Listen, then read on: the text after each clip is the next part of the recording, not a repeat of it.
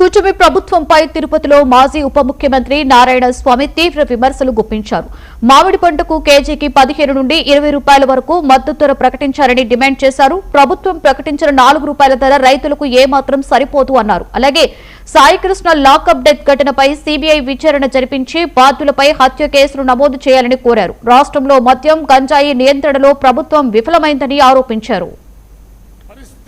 ఏ విధంగా వచ్చినప్పటి నుంచి చంద్రబాబు నాయుడు కూటమి ప్రభుత్వం వచ్చినప్పటి నుంచి జగన్మోహన్ రెడ్డిని ఆడిపోసుకునే తప్ప ఆయన చేసిన సంక్షేమ నవరత్నాలు కంప్లీట్ చేయి, నువ్వు ఇచ్చిన వాగ్దానాలు చేయి, నీ పక్క అందరు జనాలు వస్తారు.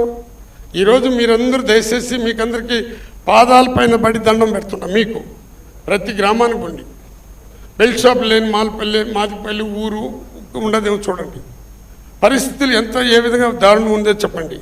దీనికి కారణం అంటే గంజాయి, మందు ఇవే కదా, అన్ని సమాజాన్ని సర్వనాశనం చేసేదానికి ఇవే కదా వచ్చింది. దీన్ని కంట్రోల్ చేయమని మీరు చెప్పాలా?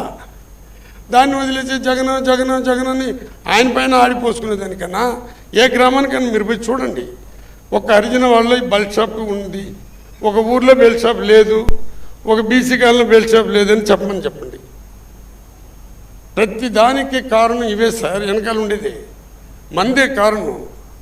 ఇంకా ఆయన విజయ్ ఏమన్నాడు, 23 సంవత్సరాలు వచ్చిన వాళ్ళకి మందు తాగితే కూడా వాళ్ళని క్షమించనన్నాడు, డ్రగ్స్ పైన పెట్టినాడు. ఈరోజు గంజాయిని మాట్లాడుతున్నారు. ఆ గంజాయిని డెస్ట్రాయ్ చేయాల్సింది ప్రభుత్వమే కదా. జగన్మోహన్ రెడ్డి ఇప్పుడు ఎన్ని రకాలుగా ఆడిపోసుకున్నారు.